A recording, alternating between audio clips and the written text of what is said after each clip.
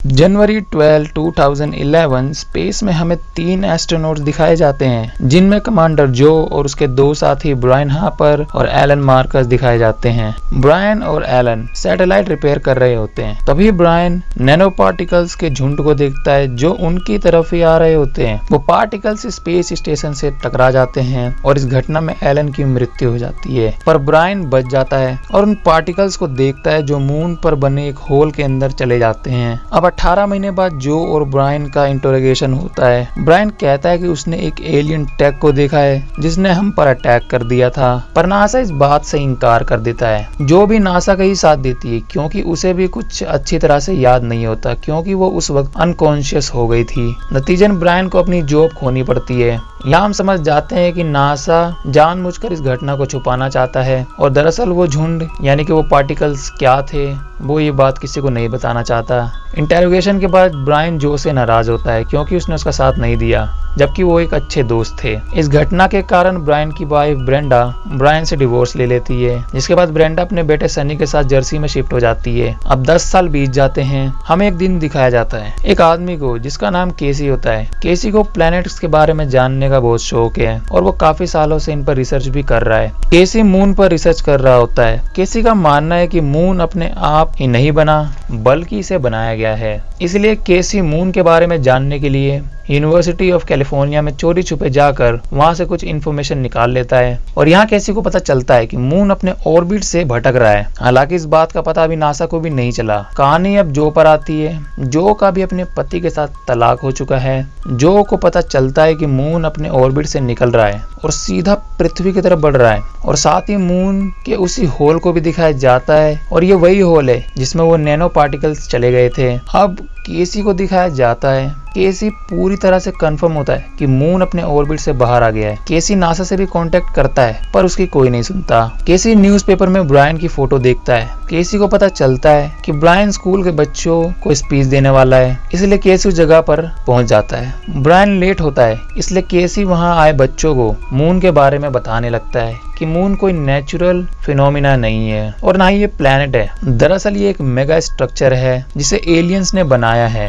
वो कहता है कि मून के अंदर कुछ भी नहीं है बल्कि अंदर से वो बिल्कुल खोखला है। केसी ये बात बता ही रहा होता है तभी ब्रायन वहां पर आ जाता है। केसी ब्रायन को मून की मौजूदा स्थिति के बारे में बताता है पर ब्रायन केसी को वहां से निकाल देता है। केसी अपने प्रूफ ब्रायन को दे जाता है पर ब्रायन उनको डस्टबिन में फेंक देता है। हमें नासा के साइंटिस्ट दिखाए जाते हैं जो बताते हैं कि मून पृथ्वी से टकराने वाला है। अब लोगों को पैनिक ना हो इसलिए नासा का हेड कहता है कि ये बात कॉन्फिडेंशियल रहनी चाहिए और बाहर लीक नहीं होनी चाहिए, पर यह बात ऑलरेडी न्यूज में फैल चुकी होती है क्योंकि केसी ने यह बात इंटरनेट पे फैला दी होती है कि चांद अपने ऑर्बिट से बाहर आ गया है और वो जल्दी पृथ्वी से टकराने वाला है। इसलिए पूरे शहर में लूटपाट मच जाती है। हमें मून का वो होल भी दिखाया जाता है लेकिन वहां जाए बिना कुछ भी नहीं होगा, इसलिए नासा और यूरोप एक जॉइंट मिशन की तैयारी करते हैं और 3 एस्ट्रोनॉट्स को स्पेस में भेजते हैं।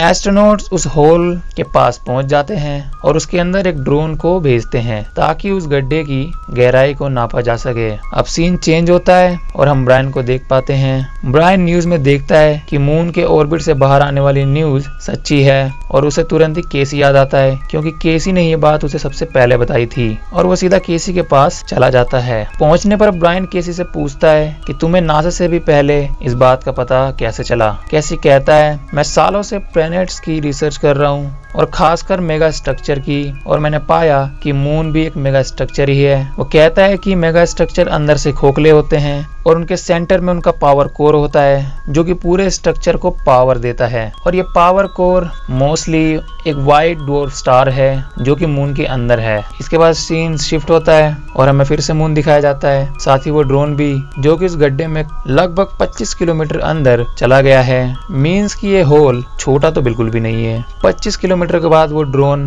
अचानक ही ऊपर आने लगता है, पर इसका कारण हम देख पाते हैं जो कि वो नैनो पार्टिकल्स ही होते हैं। वो नैनो पार्टिकल्स उन 3 एस्ट्रोनॉट्स पर अटैक कर देते हैं और उनकी जान ले लेते हैं और ये सब लाइव जो नासा का हेड देख रहे होते हैं। नासा का हेड जो को अपनी पोजीशन दे देता है और वहाँ से जाने लगता है, ये कहकर कि हम उनका सामना नहीं कर सकते। जो पूछती है आखिर तुम मुझसे क्या छुपा रहे हो, तो वो कहता है अगर ये तुम्हें जानना है तो आर्काइव्स में जाकर हॉल्डन फील्ड नाम के आदमी से मिलो। जो आर्काइव्स में चली जाती है और वहाँ उसे ब्रायन का हेलमेट मिलता है जिसके रिकॉर्डर को वो प्ले करती है और वो उन नैनो पार्टिकल्स को देख पाती है जब उसने इन पर हमला किया था। और यहाँ जो समझ जाती है कि ब्रायन सच बोल रहा था, इसके पीछे कोई एलियन टेक्नोलॉजी ही है। खैर इसके बाद हॉल्डनफील्ड नाम का बंदा वहाँ पर आ जाता है जो उससे पूछती है कि आखिर वो चीज़ क्या है। तो हॉल्डनफील्ड बताता है कि वो इन नैनो पार्टिकल्स के बारे में 1969 से ही जानते थे और नासा को भी इस बात का पता था।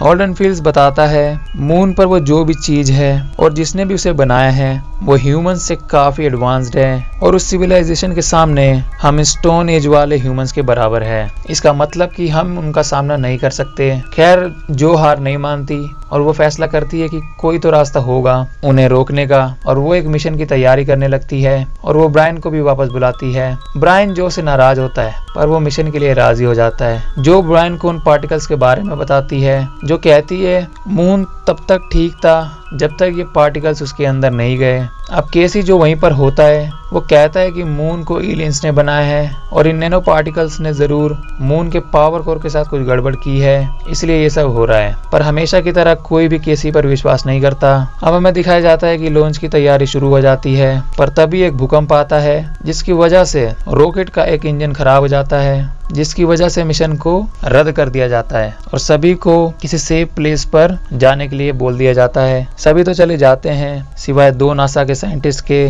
जो केसी के साथ होते हैं, जो इन्हें देख लेती है और कहती है कि तुम अभी तक यहाँ पर क्या कर रहे हो। केसी कहता है हमने ये पता लगाया है कि मून जब पृथ्वी के बिल्कुल पास होगा यानी कि हमारे ऊपर, तो इसकी ग्रेविटी पृथ्वी से भी ज्यादा होगी, इसलिए हम 2 इंजन के साथ भी रॉकेट को लॉन्च कर सकते हैं। ब्रायन भी वहां पर आता है और जो उसको ये बात बताती है और ब्रायन रेडी हो जाता है और ये डिसाइड करते हैं कि केसी भी इनके साथ जाएगा क्योंकि उसे मून के बारे में ज्यादा नॉलेज होती है। ये अपने साथ एक आर्मी का बॉम्ब भी ले जाते हैं ताकि उस एलियन टेक यानी कि उन नैनो पार्टिकल्स को खत्म कर सके। रॉकेट लॉन्च होता है लेकिन तभी वहां पर एक जायंट सुनामी आती है, लेकिन ये सक्सेसफुली वहां से निकल जाते हैं। अब ये सभी मून के उस होल के पास आ जाते हैं, तभी वो नैनो पार्टिकल्स इन पर अटैक कर देते हैं, लेकिन अचानक ही वो अटैक बंद कर देते हैं और फिर से मून के अंदर चले जाते हैं। इसके पीछे का कारण मैं आपको फिल्म के एंड में बताऊंगा। अब हमें दिखाया जाता है कि ये सभी उस होल में चले जाते हैं और उन पार्टिकल्स का पीछा करने लगते हैं, लेकिन अंदर पहुंचने के बाद जो ये देखते हैं इनको उस पर विश्वास नहीं होता क्योंकि केसी बिल्कुल सही था कि मून एक नेचुरल सैटेलाइट नहीं बल्कि एक मेगा स्ट्रक्चर है, क्योंकि हम इसके अंदर एक पूरा मैकेनिज्म देख पाते हैं और साथ ही एक व्हाइट डॉर्फ स्टार को भी, जैसा कि केसी ने बताया था, जो कि इसका पावर कोर है। और इन नैनो पार्टिकल्स ने इसी के साथ गड़बड़ की है जिसकी वजह से मून अपने ऑर्बिट से बाहर आ गया है। लेकिन इससे पहले कि ये पावर कोर को ठीक कर पाते वो पार्टिकल्स इन पे अटैक कर देते हैं और इन्हें लगभग मारने ही वाले होते हैं। लेकिन तभी मून के अंदर का सिस्टम इन तीनों को बचा लेता है और एक दरवाजे के अंदर लॉक कर देता है। हम देख पाते हैं कि वो पार्टिकल्स उस दरवाजे को तोड़ नहीं पा रहे होते हैं क्योंकि ये काफी मजबूत होता है। हमें दिखाया जाता है कि ये तीनों अनकॉन्शियस है, लेकिन बाद में जो और केसी होश में आ जाते हैं पर वो देखते हैं कि ब्रायन वहां पर नहीं है। फिर हमें ब्रायन भी दिखाया जाता है जो किसी रूम में अकेला होता है, तभी उसकी आंखों के सामने सफेद सफेद हो जाता है और वो अपने सामने अपने बेटे को बैठा हुआ पाता है। दरअसल ये मून का एआई सिस्टम है जिसने ब्रायन के बेटे सनी का रूप ले रखा है। एआई ब्रायन को बताता है,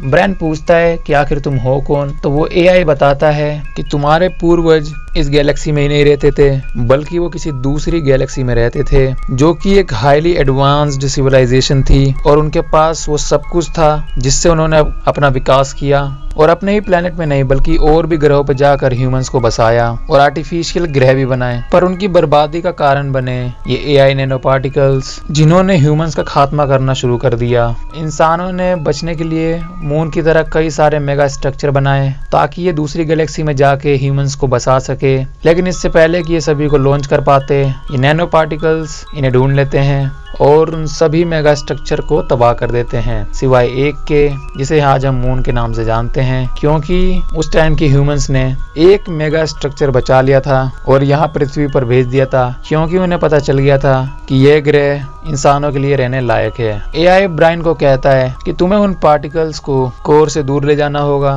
ताकि मून अपने ऑर्बिट में वापस आ जाए। और इसके बाद हमें दिखाया जाता है ब्रायन होश में आ जाता है। ब्रायन को जो और केसी ढूंढ लेते हैं। ब्रायन उन्हें सब कुछ बताता है और साथ ही ये भी कि आगे क्या करना है। ये सभी उन पार्टिकल्स को अपने पीछे लगा देते हैं और मून से बाहर आ रहे होते हैं। ब्रायन डिसाइड करता है कि वो खुद को उस बॉम्ब के साथ लॉन्च कर देगा ताकि वो पार्टिकल्स उसके पास आए और वो बॉम्ब को एक्टिवेट कर देगा, लेकिन इसमें वो खुद को सैक्रिफाइस कर देगा। पर हम देख पाते हैं कि इससे पहले कि ब्रायन ऐसा कुछ करता, केसी खुद बॉम्ब को लेकर खुद को लॉन्च कर देता है। हालांकि ब्रायन ने उसे रोकने की कोशिश करी थी पर केसी नहीं मानता। वो पार्टिकल्स केसी के लॉन्चर को पकड़ लेते हैं पर केसी बॉम्ब को एक्टिवेट कर देता है, जिससे वो पार्टिकल्स खत्म हो जाते हैं। जो और ब्रायन भी मून से सेफली बाहर आ जाते हैं और पृथ्वी पर वापस आ जाते हैं। वही मून भी अपने ऑर्बिट में फिर से जा रहा होता है और पृथ्वी पर भी सब कुछ धीरे धीरे ठीक होने लगता है। हम मून को देख पाते हैं जिसके चारों तरफ सैटर्न जैसे रिंग्स बनने लगते हैं और मून अब मून की तरह नहीं